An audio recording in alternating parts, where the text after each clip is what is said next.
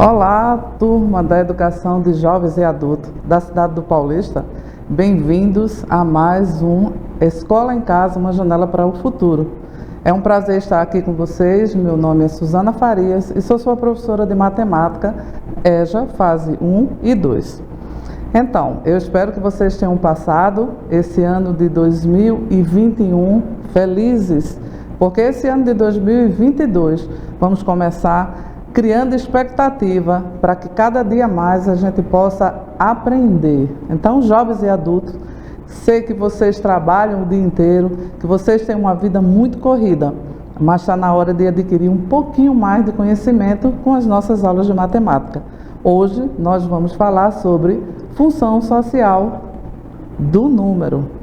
E aí, o número está em todos os lugares. Por mais que a gente queira se desvencilhar da matemática, ela faz parte da nossa vida. E todos os cálculos mentais que a gente faz, ele precisa ser colocado no papel, ele precisa ser registrado.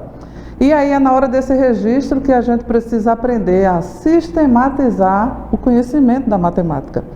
Porque enquanto a gente conta pouco dinheiro, a gente pode fazer essa conta manualmente, mentalmente, mas aí quando passa para uma quantidade grande, para um número grande, a gente precisa aprender a registrar. E aí a gente percebe que a matemática está em tudo nas nossas vidas. Vamos lá ver um pouquinho. A matemática está na nossa cesta básica, no preço dos alimentos, está no tempo, na contagem do tempo, quanto tempo a gente gasta para ir ao trabalho, quanto tempo a gente gasta trabalhando. Na hora de fazer uma casa, todo pedreiro, todas as pessoas que trabalham com construção, sabem o quanto é necessário saber a altura de uma parede e o quanto a gente vai precisar usar de cimento, areia, tijolo. E quando a gente vai assentar, fazer o assentamento desses tijolos, a gente precisa compreender o nível, o prumo dessa parede. Vamos lá, mais na frente. Então, também nas distâncias, não é, que a gente percorre, a matemática está presente na contagem dos quilômetros, do metro, do centímetro, nas nossas medidas, na medida do nosso corpo, quanto a gente calça, quanto a gente veste, a nossa altura, o nosso peso, se estamos acima do peso, abaixo do peso, no peso correto, quanto precisamos perder de peso, quanto precisamos ganhar de peso, tudo isso é matemática e a gente não se livra dela, ela está aí a todo momento. Veja aí que esse homem aí está fazendo uma medida de uma área no chão. Quem trabalha também com a construção sabe o quanto é importante a medida de um piso para assentar cerâmica, para fazer o contrapiso. Isso tudo são coisas que eu sei que é ligada ao dia a dia dos nossos estudantes, os estudantes de EJA. Também no número do celular, nos números de telefone, nos números de nossa casa. Não é? Tudo isso é matemática e tudo isso é contado com os nossos símbolos da matemática, que são os números. No pão, no preço do pão, não só no preço do pão, mas como você faz um pão. Para fazer um pão tem que ter a medida de farinha, de sal, de açúcar, de fermento. Tem que ter o tempo que a massa passa descansando, o tempo que ele passa assando, tudo é matemática, né? Então, por mais que muitas vezes a gente ache chato trabalhar matemática, a gente percebe o quanto é importante compreender o papel dela nas nossas vidas. Vamos lá em frente. São esses 10 símbolos: 0, 1, 2, 3, 4, 5, 6, 7, 8, 9, 10. Na verdade, o 10 é junto o numeral 1 com o numeral 0. Mas o que a gente pode fazer de contas infinitas são só unicamente com esses 10 símbolos. Então, 10 símbolos que pode contar para toda uma eternidade. Porque desde o começo da história do homem, da civilização, que o ser humano necessita contar e registrar o que ele possui.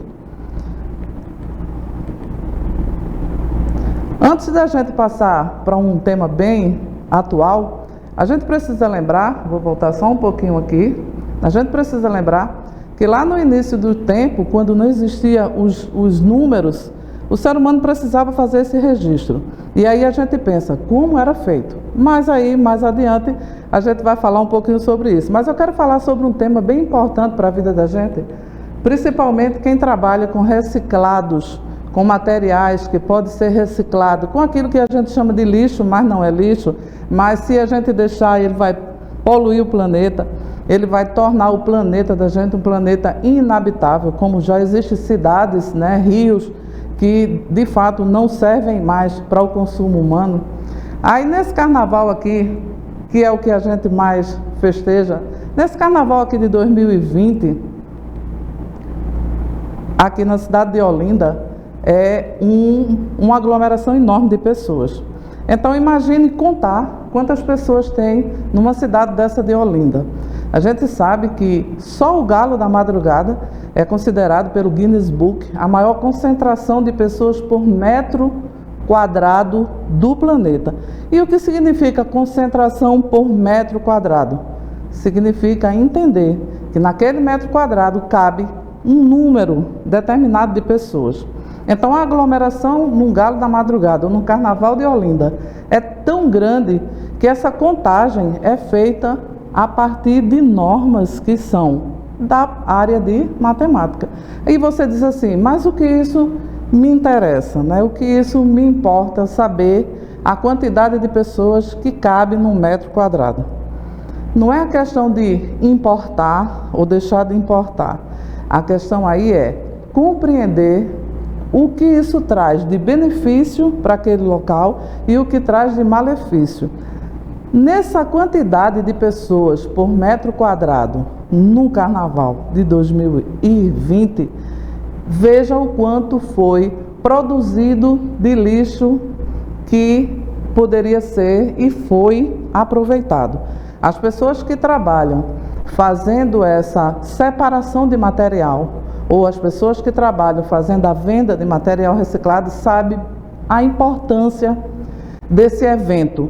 Porque mesmo não tendo esse ano agora de 2022, a gente sabe que esses recursos para as pessoas que trabalham com esse tipo de material vai ser menos um pouquinho, mas quando acontece esse carnaval em larga escala ou qualquer outro tipo de festa, essa produção aumenta. Então as pessoas que trabalham fazendo essa coleta, elas ganham um dinheiro a mais na sua renda.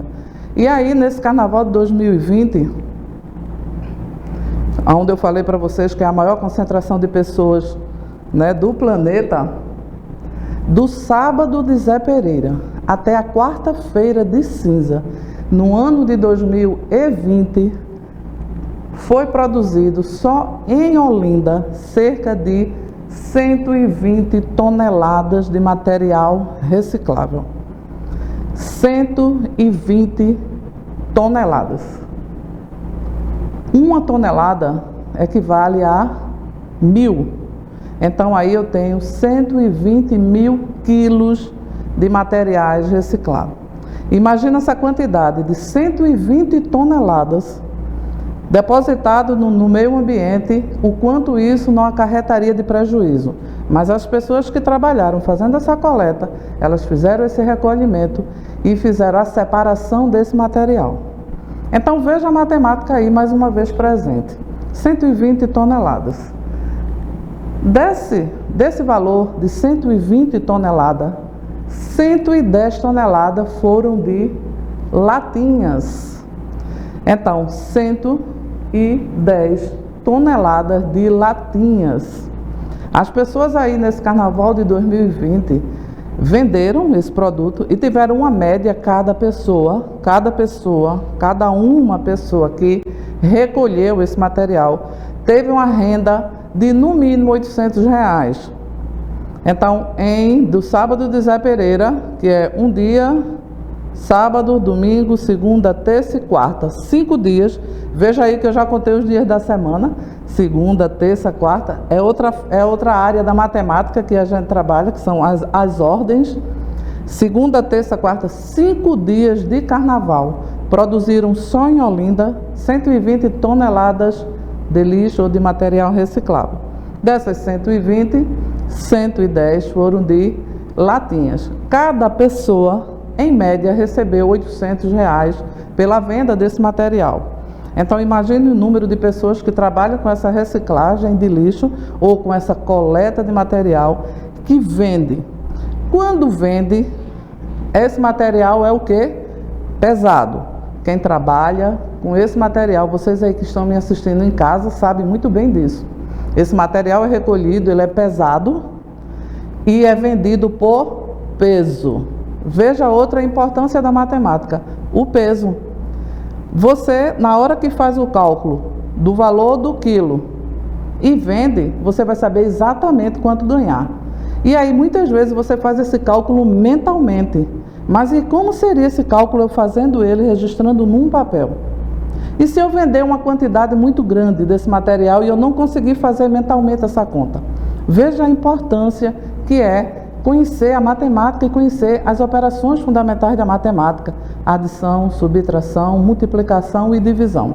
Então, observe aí mais na frente.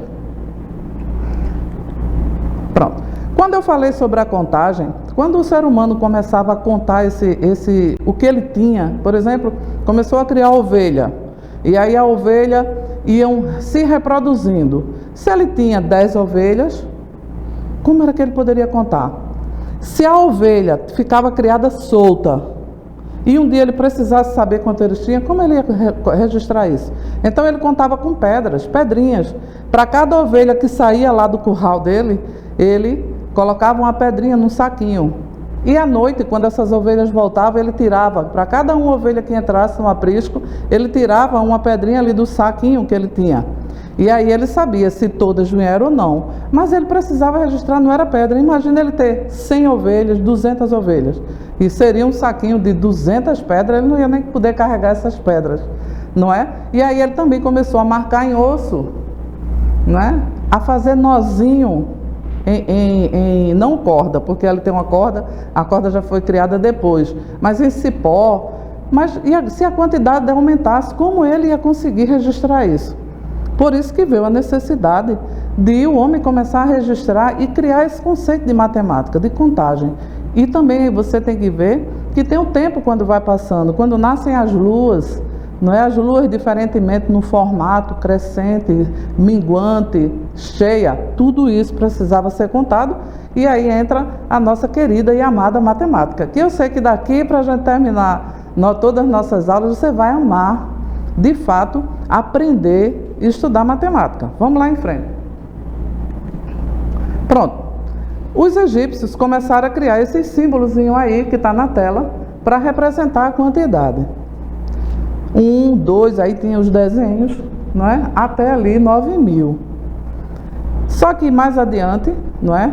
Os romanos também criaram o símbolo para contagem. Veja que em todos os símbolos ele se limita e depois ele vai se juntando, igual eu disse aqui no começo, 10, que é juntando um símbolo 1 mais o símbolo 0. E aí formei um outro numeral, que é o numeral 10. Mas aí, até então, eu só tenho de 0, 1, 2, 3, 4, 5, 6, 7, 8 e 9. Com esses símbolos eu junto, agrego, separo, mudo de lugar e tenho números diferentes e variados e infinitos. Mais adiante, entre o século 4 e 5 antes de Cristo, os indianos criaram esses símbolozinhos que a gente usa hoje. Esses símbolos são chamados de indo-arábicos, que é o que a gente usa até hoje. Ele cresceu, né, se proliferou, né, chegou até a nossa civilização aqui, o Brasil, como um país novo, né, também com a cultura europeia, quando a gente começou a ter essa globalização, começaram a vir para cá os holandeses, os portugueses, né, que começou essa mistura de raças, de etnia. E aí trouxe para o Brasil também a mesma cultura que eles tinham, que é essa cultura que a gente usa hoje, que a gente vive hoje. E aí os números indo-arábico faz parte da nossa vida. E a gente vai terminar nossa aula hoje com uma reflexão, né? No ano passado, 2021, nós falamos sempre de Paulo Freire. Hoje a gente vai começar um texto e até a nossa última aula a gente termina esse texto. Cada aula que terminar, eu vou fazer a leitura da parte desse texto tão maravilhoso, escrito por Mário de Andrade, que é Minha Alma Está em Brisa. Tem tudo a ver com a gente, estudante de matemática e de EJA, fase 1 e 2. Ele diz o seguinte: contei os meus anos, e descobri que tenho menos tempo para viver a partir daqui do que o que eu já vivi até agora. Eu me sinto como aquela criança que ganhou um pacote de doces. O primeiro comeu com prazer, mas quando percebeu que havia poucos, começou a saboreá-los profundamente. Esse texto continua. Ele tem um desfecho muito bonito, mas veja que o tempo ele é assim, né? Que o nosso tempo, o tempo do EJA, o tempo dos jovens e dos adultos, sejam contados agora e mais saboreados profundamente, ok? Até a nossa próxima aula de matemática e um beijo.